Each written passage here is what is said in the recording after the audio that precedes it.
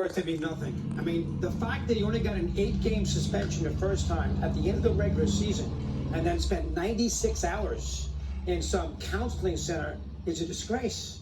That's ridiculous. This is a serious offense for a league that takes itself very seriously with gun control. We saw Steve Kerr last year get all upset with the Uvalde thing. We spent a lot of time on that. And they like to be above the political, they want to be on the social right side of the social circle and political culture and all those things. And I'm all for that.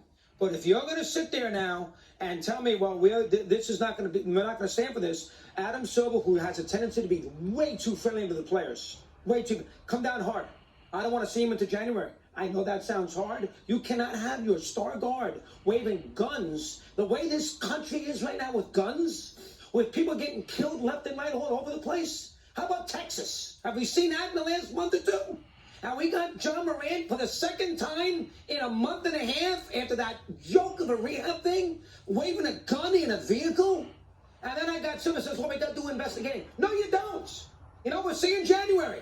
40 games. Show some toughness. Don't be friends with the players. Show some toughness. If you want to be considered the league that does the right thing, the right thing in here is I'll see you at the halfway mark. Go to a proper rehab center. You go for 30 days. You don't go for 96 hours. You go for 30 days, which he didn't do the first time. He made the whole thing a joke the first time. And the NBA allowed that to happen. And then off he goes again. And then Silver's explanation last night to me, yeah, this seems to be serious. I was shocked. Shocked!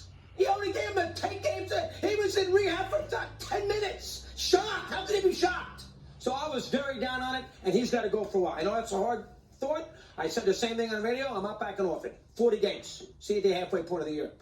Well, we talked about this yesterday. One of the things that I mentioned was we weren't privy to the conversations when he was first suspended. We didn't know if they had discussed, another infraction, what the penalty would be. And it seems pretty clear from that conversation between Adam and Malika that actually wasn't discussed. It wasn't discussed if there was another incident.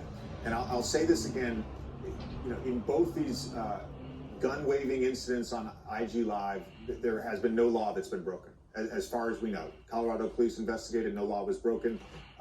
Assuming this is in Tennessee, open carry allowed in that state, assuming he has a permit for whatever it may be, no law has been broken.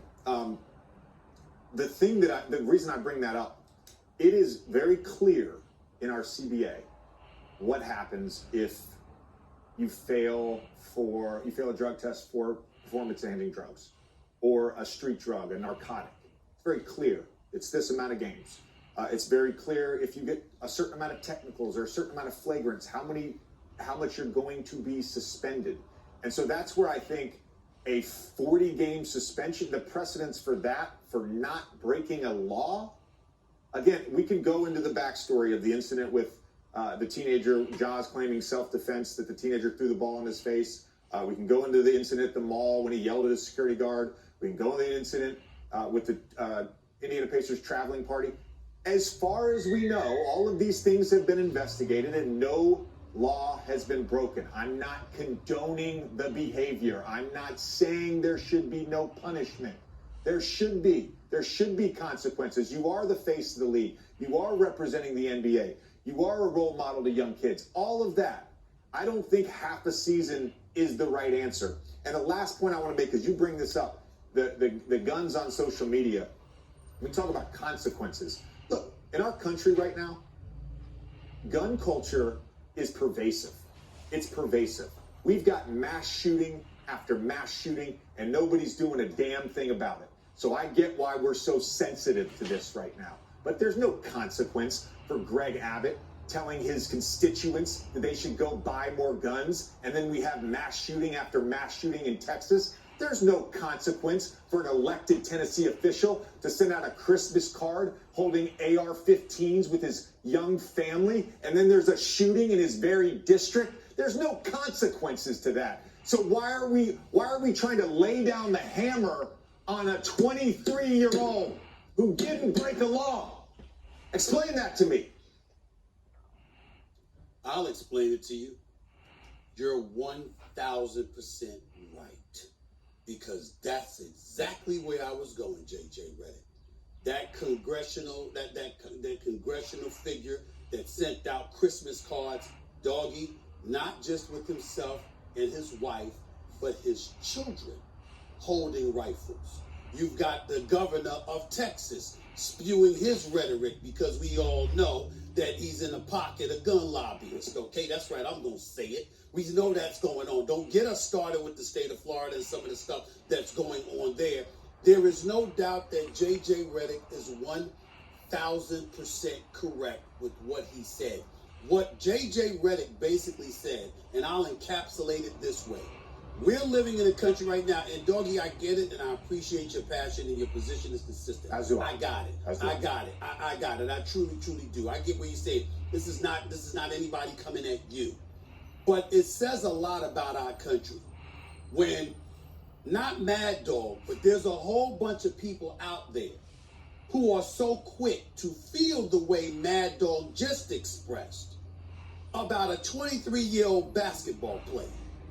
But you got elected officials that don't know how to act, that incite certain kind of behaviors according to a lot of folks. We don't have to go there, but we know what I'm saying.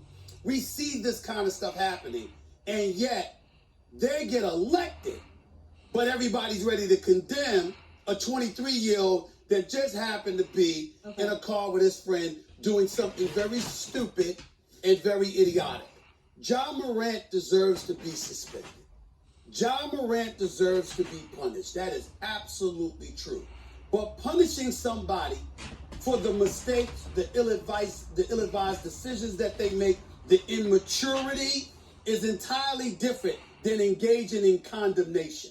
We want to send a message to a Ja Morant, but tens of millions of people want to elect a president, want to re-elect a former president that some have accused of inciting an insurrection that has been impeached not once, but twice, albeit in a partisan way. The fact of the matter is our country is ass backwards right now. That's really what this comes down to. And so when you say what you say, Doggy, I get where you're coming from. To me, let me tell you the biggest reason why Ja Morant should be suspended. Because he had a conversation with the commissioner. And the commissioner, what I deduced from the commissioner's conversation with Malika is, I thought we were over this. We did talk about this. We did have a conversation about how this was not a good thing to do the first go round. This was not a smart thing to do. He did allude to the fact that there were a plethora of instances that Ja Morant got himself involved in, allegedly coming out of his house with a gun after getting in a fight with some high school prospect, some little laser or whatever that was pointed in the direction of Indiana Pacers personnel. Then the suspension, 8 games, $600,000 loss because of him at the strip club in Colorado. And now this. Adam Silver gave the impression of feeling betrayed. I thought we talked about this. I thought we handled this. Now you're forcing me to take a position I never really wanted to take. I was lenient on you. I was light on you. I could have made a decision in the best interest of the game and came down hard on you the first time. But now you put me in this position. That is why. That is the reason Adam Silver should possibly have a heavy hand on Ja Morant. But it shouldn't be because Ja Morant is some criminal out there acting up and putting others in harm's way. That's not what happened here. He's a 23-year-old kid, a young man, that made a foolhardy decision and should be held accountable to it. But it shouldn't warrant the level of vitriol, not you, Doggy, that some others may feel. It shouldn't warrant that. I'm sorry, let me get in a commercial break. I appreciate the open dialogue, but we got to get a break in here. When we come back here on First Take, some more basketball.